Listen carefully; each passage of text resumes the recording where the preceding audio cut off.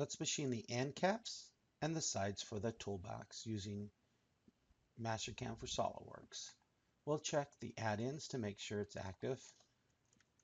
My MasterCam for Solidworks is on the startup, and yours may just be active when you choose to start it.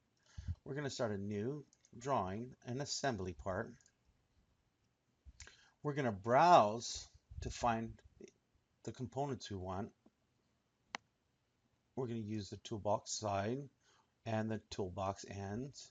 So I'll open up the end. We'll place that in there. We're going to go insert component again, and we'll insert the toolbox side as well.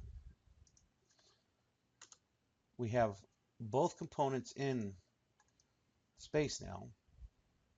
This one right here is actually fixed. I'm going to come over here, highlight this, and make it float. Now they're both movable components. Let's get these parts set up to the plane that we would like to machine them on. So what we're going to do is we're going to set them up for the front plane, and we'll expand this out. We're going to come over here to mates.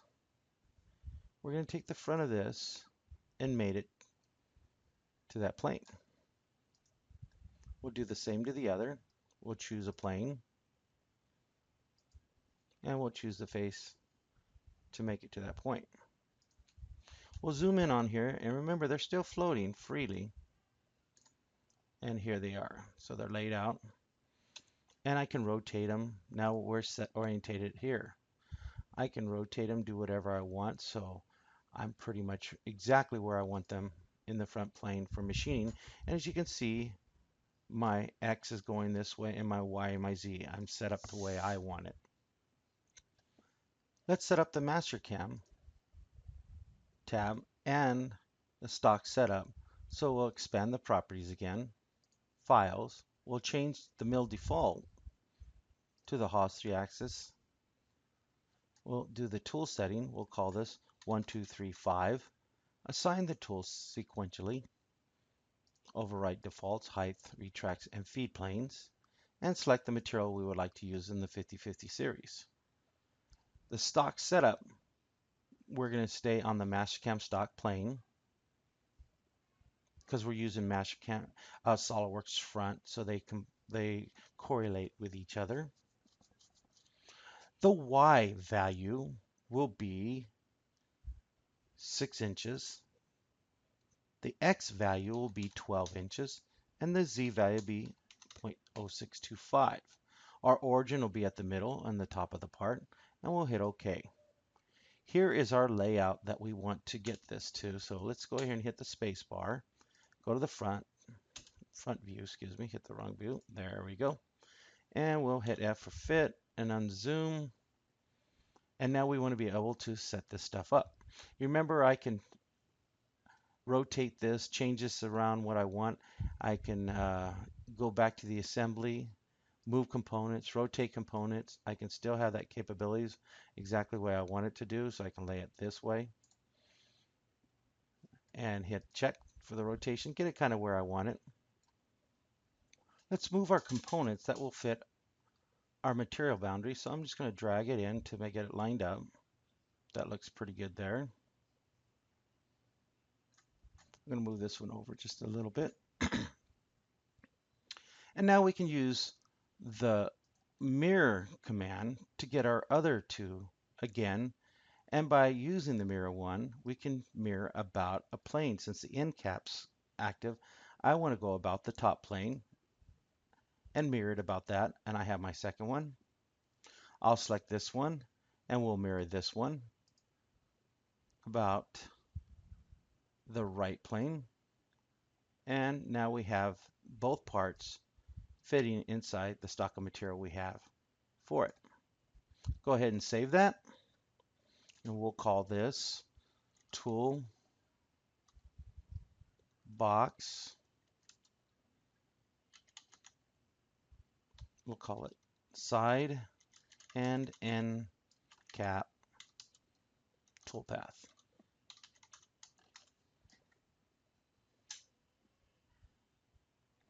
Now I want to look at to make sure that I have my Z going in the right place. It looks like it is, but it's below the part I wanted on top on this one. So if I want to bring it up, I can come over to my mesh cam, and since we're active in the top plane here, I can actually add 0.0625 to that. And if I look at it again from the side, you can see my Z is at the top. So now all my code will be based off that. Very simple process. Now realize there's probably 110,000 different ways of doing things. I did it a simple way. My focus is that people who are just learning, they got to understand the concept of where X, Y, and Z is in relationship to your part and your material. I didn't do anything really fancy. I didn't want to add a lot of information. Most of this was free forming, moving. I can move this part around, as you can see, and it'll still cut. I can bring this one in closer and it'll still cut. As long as I don't overlap, we won't get a problem with it. But you can see my tool will still fit around all that information. I'm starting off at the center. Please understand there's going to be a lot of learning, a lot of understanding, but knowing where your origin is and how your material is laid out in relationship to your machine is probably 99.9% of everything. And you have to find the commands to get it set up. Good luck. Now we're ready to get into the machining part of this. So as we go in, we can take a look at how we want to visualize this. We can see that there's ways of rotating it around to make it easier for you to see. I'll take that view right there and I rotate it. I can also use my 3D connection mouse, which I really enjoy because I can set it up the way I like to see it. Now, looking at this information, we need to apply a toolpath. And again, we're just going to stay with the basic contour toolpath. And we're going to choose the face. And we want to machine this one, this one, this one, and then this one.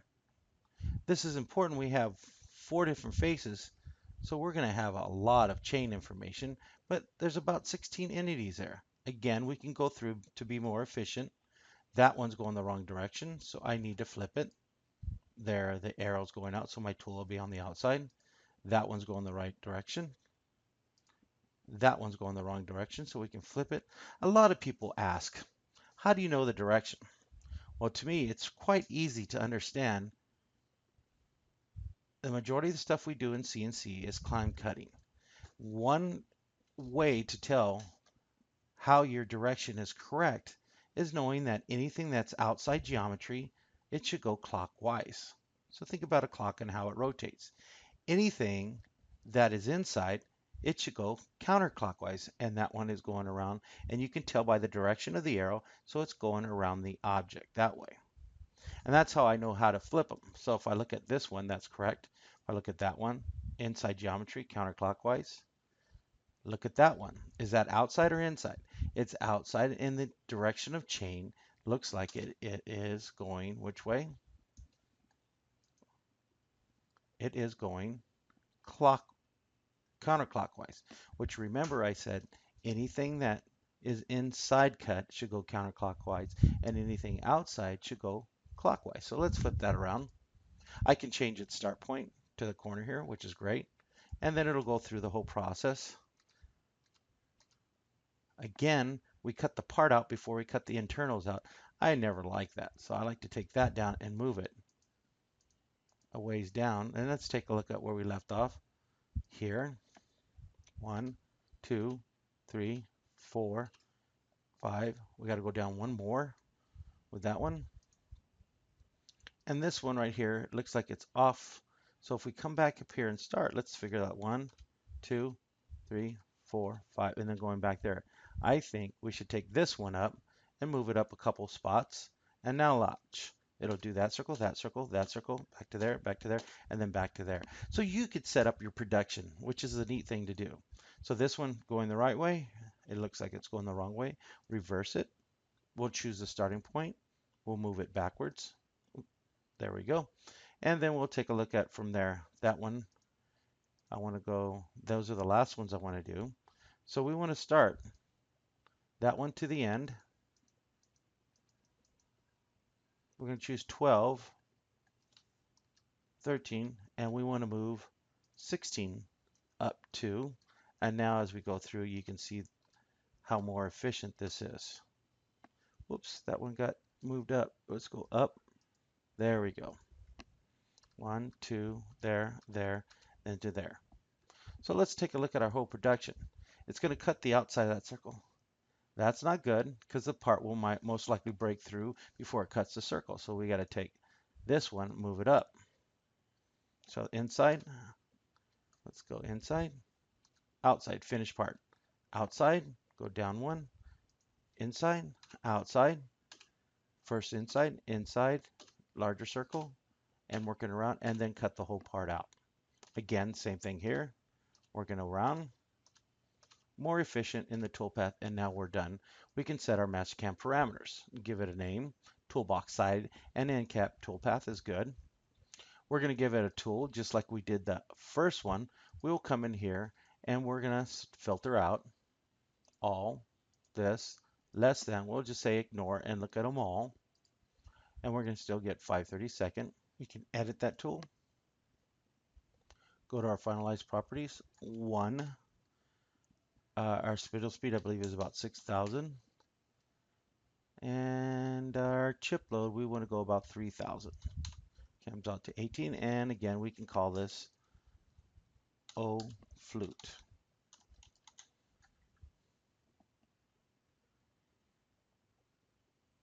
Make it carbide. Finish that information, and it's set up under our information. We could come into the computer. That's good. Don't need depth of cuts. Lead in, lead out. I like to drop this down to 50, this to 25, and a ramp angle about 60 will be fine. We want to break through the part, make sure we cut into our spoil board or waste board, whatever you call it. And last but not least is our depth, and we want to go a minus 0.0625. Top stock is 0, and we'll incremental. We'll change that to 0.1 and make this absolute, and we should be good to go with a clean toolpath. You can see the toolpath there. We'll verify that toolpath. We'll set it up the way we want to see it. Before I machine it, I think I will come over here and turn off the tool holder. I'll look under different views and I'll try a 4 view. Actually, let's do a 2 view. We can see the front. I will choose this view and roll my mouse in to be a little bit closer. I'll take this and roll this in. And I'll turn down the speed. I will turn up the precision and I'll watch it run. It's going to do the inside circle, then the outside. Inside, let's pause that and zoom in on here, and you can see the tool, how it ramped into it. Each ramp that it can possible, it'll do it. It's cutting all the way around. Now, did you notice that when it did the outside where it started at the midpoint? Let's go and change that option. That would be in lead out. We can always go back to the parameters, choose lead in, lead out, and turn that off. That's the one I like to turn off. I like to start at an endpoint or where I choose to. We'll regen that, revisit the verification, and run it again. And now it won't be at the endpoint anymore when it cuts the outside part.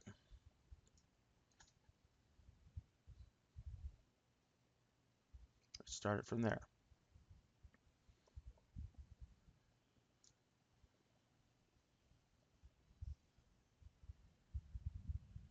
And our part is done and nested. And now the last thing we need to do is make sure we save.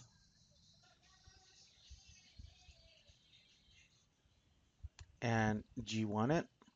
G1 allows us to create the code for the machine. And we hit G1. We will save that to where our parts are. And that would be the toolpath. And there's our toolpath base NC code. And now we have our NC code for the toolbox side and endpoint. Congratulations. Let's go out to the machine and machine this part out.